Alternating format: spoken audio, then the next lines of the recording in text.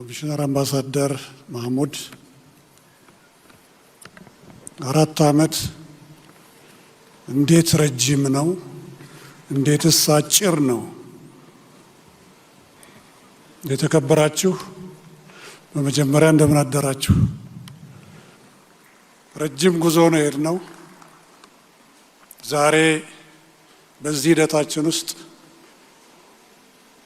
11 ኮሚሽነሮች ተሰይመውልን ብዙ ትጋት ብዙ ድካም ከባለሙያዎቻችን ከድጋፍ ሰጪ ሰራተኞቻችን ከመላው ኢትዮጵያ አመራር ከእናንተ ጋር ሆነን እዚህ ላይ ደርሰናል።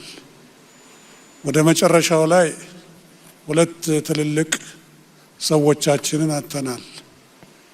አንደኛው እጅግ በጣም የምናከብራቸው ለሀገር ብዙ የለፉቱ በትንሹ 5 ቦታ ላይ ሚኒስትር የነበሩ የአርሶ አደሮች የአርብቶ አደሮች አጋር የነበሩቱ እና መሬት ላራሹ ሂደት ላይ የራሳቸውን አሻራ ያስቀመጡቱ ለዚህ ሀገራዊ ምክክር የዚህን ሀገራዊ ምክክርን ኃላፊነት በመሸድሚያቸው ተቀብለው እስከ መጨረሻው ሰዓት ጥቂት ሰዓታት እስኪቀራቸው ድረስ ለዚህ ሀገራዊ ምክክር ኮሚሽን ሂደት እውን መሆን የደከሙቱ አቶ ዘገየ አስፋው ናቸው። ሁለተኛው ደግሞ በሀገራዊ ምክክር ውስጥ በአማካሪ ኮሚቴ አባልነት እንዲሁ ያገለገሉት በሚገርም ሁኔታ የኮሚሽነር ዘገየ የልጅነት ጓደኛ የአንደኛ ሲ ክፍል ጓደኛቸው የነበሩት አዛዥ ይርጋ ገብሬ ናቸው።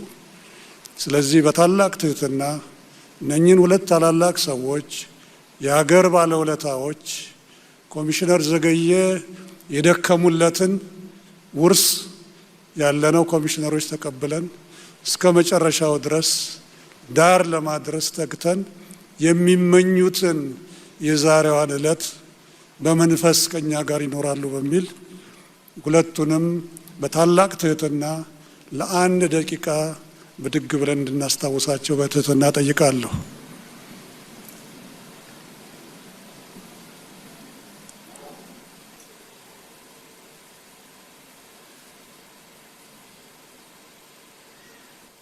ፈጣሪ ያክብርልኝ። በትህትና ተቀመጡልኝ።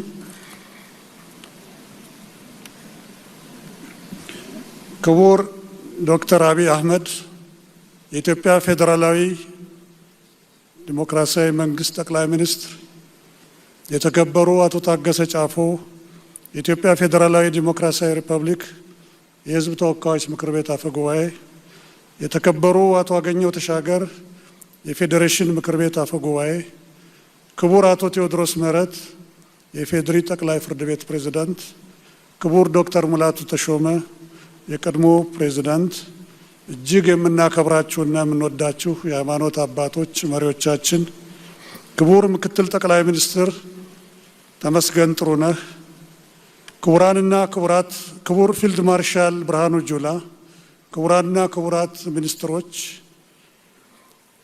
የተከበሩ አምባሳደር ባንኮሌ አዴኦዬ በአፍሪካ ህብረት የፖለቲካ የሰላምና ደህንነት ጉዳዮች ኮሚሽነርና የዋና ኮሚሽነሩ የዕለቱ ተወካይ የኔ ማለት አይደለም፣ የተከበሩ ቺፍ ኦሉሴጉን ኦባሳንጆ የቀድሞ የናይጄሪያ ፕሬዝዳንትና አፍሪካ ቀንድ የአፍሪካ ህብረት ልዩ መልእክተኛ፣ ክቡር ዶክተር ወርቅነህ ገበየሁ የኢጋድ ዋና ጸሐፊ፣ የሰላምና የደህንነት ከፍተኛ አመራሮች፣ የተከበራችሁ የሀገር ሽማግሌዎች፣ አባ ገዳዎች፣ ሀደ ስንቄዎች፣ እናቶች፣ ወጣቶች፣ አምባሳደሮችና የዓለም አቀፍ ማህበረሰብን የወከላችሁ ተሳታፊዎች፣ ክቡራትና ክቡራን፣ ከመላው ሀገራችንና ባህርን የብስን አቋርጣችሁ የተገኛችሁ የጉባኤው ተሳታፊዎች፣ ጥሪ የተደረገላችሁ እንግዶች፣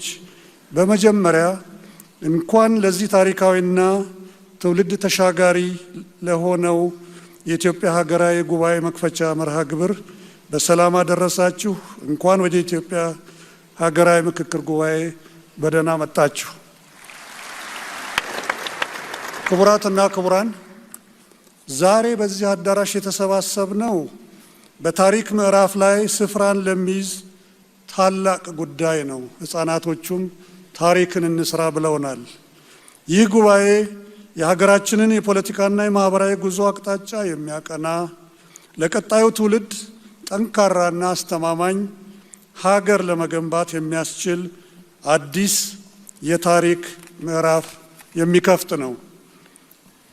ክቡር ጠቅላይ ሚኒስትር፣ ክቡራትና ክቡራን፣ ሀገራችን ኢትዮጵያ የረጅም ዘመን ታሪክ የሚያኮሩ ባህሎች፣ የብዝሃነት ውበት ቅድም እንዳስተዋልነው ባለቤት ብትሆንም ይህንን ታላቅነቷን በዘላቂነት ለማስቀጠል እንቅፋት በሆኑ በርካታ የሀሳብ ልዩነቶችና አለመግባባቶች ውስጥ ማለፏ አይካድም። የቅድሙን ቋጠሮ ልብ ይለዋል። እነዚህ የተከማቹና ለዘመናት የዘለቁ የፖለቲካና የስርዓት ጥያቄዎች፣ በመካከላችን የሚታዩ አለመግባባቶችና ቅራኔዎች ዛሬም ድረስ የዜጎችን ሰላምና የሀገር አንድነትን እየፈተኑ ይገኛሉ። የሀሳብ ልዩነት በራሱ ችግር አይደለም። የተለያዩ አመለካከቶች የማንነታችንና የዲሞክራሲያዊ ሕይወታችን አካል ናቸው፣ ውበትም ናቸው። ችግር የሚሆነው እነዚህን ልዩነቶች በምክክር ፋንታ በግጭት በመገለልና በኩርፊያ ወይም በኃይል ለመፍታት ሲሞከር ነው። ክቡራትና ክቡራን፣ እነዚህን ስር የሰደዱ ችግሮቻችንን በኃይል በጊዜያዊ ማስታገሻዎች ወይም በአግላይ ሂደቶች በዘላቂነት መፍታት እንደማይቻል ታሪካችን አስተምሮናል። መፍትሄው አንድና አንድ ብቻ ነው። ይኸውም ታማኝ፣ አካታች፣ ግልጽና ሳይንሳዊ የሆነ ሀገራዊ ምክክር ማካሄድ። ምክክር ማለት ብዝሃነታችንን የምናጠፋበት ሳይሆን ልዩነቶቻችንን በሰለጠነ መንገድ ይዘን በጋራ መኖር የምንችልበትን ስርዓት የምንዘረጋበት መድረክ ነው። ዛሬ የምንጀምረው ጉባኤ እርስ በርስ እንድንደማመጥ፣ የሌላውን ሕመም እንድንረዳ፣ በየጊዜው የሚያመረቅዙ ትርክቶችንና የታሪክ ጠባሳዎችን እንዲሽሩ ለማድረግ በጋራ የወደፊት ዕጣ ፈንታችን ላይ እንድንስማማ ትልቅ ዕድል የሚሰጥ ሀገራዊ ፈውስ የምናካሄድበት ነው። ክቡር ጠቅላይ ሚኒስትር፣ የተከበራቸው የጉባኤው ተሳታፊዎች፣ የኢትዮጵያ ሀገራዊ ምክክር ኮሚሽን ከተቋቋመበት ጊዜ ጀምሮ ይህንን ታላቅ ሀገራዊ ኃላፊነት ከዳር ለማድረስ በርካታ ፈታኝና ውስብስብ የዝግጅት ስራዎችን ሲያከናውን ቆይቷል። ዛሬ ለዚህ ጉባኤ እንድንበቃ መሰረት የሆኑና በከፍተኛ ጥንቃቄና ባለሙያዎች ታግዘው የተከናወኑ ዋና ዋና ተግባራትን ለመጥቀስ እወዳለሁ። አንደኛ፣ የአሰራር ስርዓቶችን መዘርጋት፣ የምክክር ሂደቱ ህጋዊነትና ተአማኒነትን የጠበቀ እንዲሆን ግልጽነት፣ ተጠያቂነት ያላቸው የአሰራር መመሪያዎችና ስርዓቶች ተዘርግተው ተግባራዊ ተደርገዋል። ሁለተኛ፣ የምክክር ሂደት ተሳታፊዎችን የመለየት ስራ። የምክክር ሂደቱ አካታችና ፍትሐዊ እንዲሆን ከሁሉም የህብረተሰብ ክፍሎች የተውጣጡ አርሶና አርብቶ አደሮችን፣ ሴቶችን፣ ወጣቶችን፣ የፖለቲካ ፓርቲዎችን፣ ተቋማትና ማህበራትን፣ ምሁራንና የማህበረሰብ መሪዎችን ያካተቱ ተሳታፊዎችን የመለየት ስራ በታማኝነትና በገለልተኝነት ተከናውኗል። ሶስተኛው፣ አጀንዳ የማሰባሰብና የመቅረጽ ሂደት። የህዝቡን እውነተኛ ድምፅና የችግሮቹን ምንጭ ለመለየት በየደረጃው ሰፊ አጀንዳ ማሰባሰብ ስራዎች ተካሂደዋል። እነዚህ የተሰበሰቡ ሀሳቦች በምሁራንና በባለሙያዎች ታግዘውና በባለድርሻ አካላት ግብአት ተሰጥቶባቸው ለምክክሩ በሚያመች መልኩ ተቀርጸው ተዘጋጅተዋል። አራተኛ፣ ግንዛቤ መፍጠር ስራዎች። ህብረተሰቡ ስለ ሀገራዊ ምክክሩ ምንነት፣ አስፈላጊነትና ግብ ትክክለኛ ግንዛቤ እንዲኖረውና የሂደቱ ባለቤት መሆኑን እንዲረዳ ሰፊ የማንቃትና የማስተማር ስራዎች በመላው ኢትዮጵያ ተከናውነዋል። ክቡራትና ክቡራን፣ ይህ ዛሬ የምናስጀምረው ጉባኤ ከነዚህ ሁሉ ጥንቃቄ የተሞላባቸው መሰረቶች ላይ የቆመ መሆኑን ስገልጽ በከፍተኛ ደስታና ታላቅ ኩራት ነው። ክቡራትና ክቡራን፣ በዚህ ታሪካዊ ሀገራዊ ምክክር ጉባኤ የምንጠብቃቸው ውጤቶች ታላላቅ የሀገራችንን የወደፊት ዕጣ ፈንታ የሚወስኑ ናቸው። ከዚህ ሂደት ማግስት በመሰረታዊ የሀገር ግንባታ ጉዳዮች ላይ ሀገራዊ መግባባት ይጠበቅብናል። ለዘመናት ሲያጋጩን በኖሩና ዛሬም እያጋጩን ያሉ ጉዳዮች ላይ የጋራ መፍትሄ በማስቀመጥ ዘላቂ ሰላምና መረጋጋትን እንድናሰፍን ሕፃናቶቹ ቅድም ጠይቀውናል። በዜጎችና በመንግስት እንዲሁም በልዩ ልዩ የፖለቲካ ኃይሎች መካከል አዲስና ጠንካራ እምነት እንድንገነባ ይጠበቃል። ከሁሉ በላይ ወደፊት ለሚገጥሙን ማናቸውንም የሀሳብ ልዩነቶችና ለመግባባቶችን በጠረጴዛ ዙሪያ ለመፍታት የውይይትና የምክክር ባህልን በምንወዳት ሀገራችን ኢትዮጵያ መትከል ይጠበቅብናል። በመጨረሻም ይህ የምክክር ስኬት ማማ ላይ ሊደርስ የሚችለው በዚህ የጉባኤ አዳራሽ ውስጥ ባላችሁትና በውጭ ሆኖ በጉጉት በሚጠብቀን መላው የኢትዮጵያ ሕዝብ ጸሎትና ዱዓ፣ ልባዊ ተሳትፎና ቁርጠኝነት ብቻ ነው። ሁላችንም ከጠበበ የቡድን ወይም የግል ፍላጎት ወጥተን ለሀገር ሰላምና ለቀጣዩ ትውልድ ዕጣ ፈንታ ስንል በቅንነት፣ በወደ ሰፊነት፣ በሀቀኝነት እንድንመክር ጥሬን በአክብሮት አቀርባለሁ። ክቡራትና ክቡራን፣ በዚህ የምክክር ሂደት ያለንበትን ቀይ ሳይሆን ትልቋን እምዬ ወይም አዴ ኢትዮጵያን ማዕከል እንድናደርግ አሁንም በታላቅ ትህትና እመክራለሁ። የጉባኤያችን ዋዜማ በብዙ ስሜቶች የታጀበ ነው። እግዚአብሔርም ፈጣሪም እየባረከን ይመስለኛል። ይህንንም የምልበት ስብሳቢዎች የቅድመ ዝግጅት ላይ በምናደርግበት ጊዜ 3 ሰዎች የጤና እክል ደርሶባቸው ነበር እና 3ቱም በጥሩ ሁኔታ ወጡ። በተለይ አንደኛው እጅግ በጣም የሚያሰጋ ነበር። ከፍተኛ የሆነ የልብ መደፈን ችግር ደርሶባቸው በአስቸኳይ ጥቁር አንበሳ ሄደው እዛ የሚደረገውን እንደው በቀላል ቋንቋ ቀዶ ሕክምና ተደርጎላቸው ድነው አሁን ከ3 ቀን በኋላ ይህን ስብሰባ ይካፈላሉ። ሌላው ደስ የሚለው ነገር ደግሞ አንዷ እህታችን ቀድሞ ከሲዳማ የመጡ ናቸው። ሌላዋ ደግሞ ከጋምቤላ ድረስ መጥተው እዚህ አዲስ አበባ ላይ ሲሳተፉ ምጥ ሴት ናቸው። ምጥ መጥቶባቸው ዘውዲቱ ሆስፒታል ገብተው ምን የመሰለ ሸጋ ወንድ ልጅ ወልደዋል።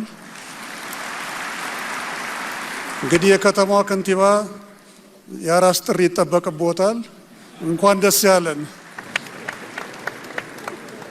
ለዚህ ጉባኤ መሳካት ሌትና ቀን ለደከማችሁ የኮሚሽኑ 11 ኮሚሽነሮች፣ የአማካሪ ኮሚቴ አባላት፣ የተቋሙ ባለሙያዎችና ድጋፍ ሰጪ ሰራተኞች በሙሉ በዚህ በታላቅ ጉባኤ ፊት ላለፉት 4 ዓመት በጋራ አብረን የራሳችን ብለን ስለደከምን ከፍ ያለ አክብሮቴንና ምስጋናዬን አቀርባለሁ።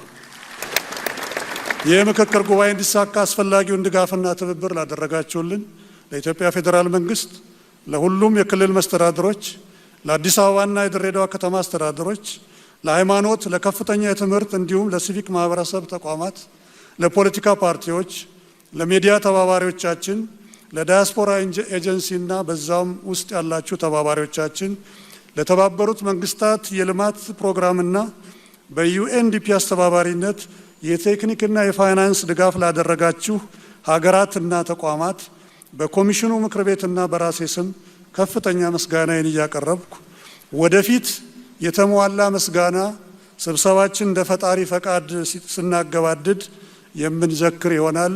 ይሄ ቀብድ ነው። ከሁሉ በላይ እምነትና ተስፋቸውን ጥለውብን ሙሉ ድጋፍ ላደረጉልን የኢትዮጵያ ሕዝቦችና ይህን ስኬት እንድናስመዘግብ የረዳንን ፈጣሪያችንን ከልብ እንዳመሰግን ይፈቀድልኝ። የኢትዮጵያ ሀገራዊ ምክክር ጉባኤ በይፋ መከፈቱን ሳበስርም በታላቅ ደስታ ነው። የኢትዮጵያ የጋራ የወደፊት ጉዞ በምክክር በመተማመንና በመግባባት እንገንባ። ኢትዮጵያ በልጆቿ ምክክርና አንድነት ጸንታ ለዘላለም ትኑር። አመሰግናለሁ።